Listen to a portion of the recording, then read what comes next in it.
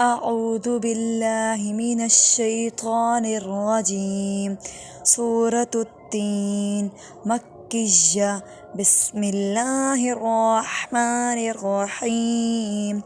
والتين والزيتون وطور سينين وهذا البلد الأمين.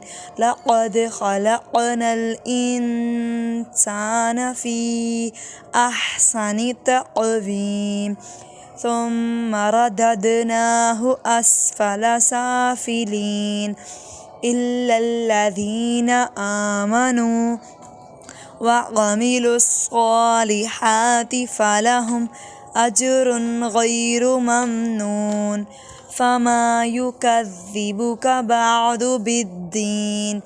أليس الله بأحكم الحاكمين.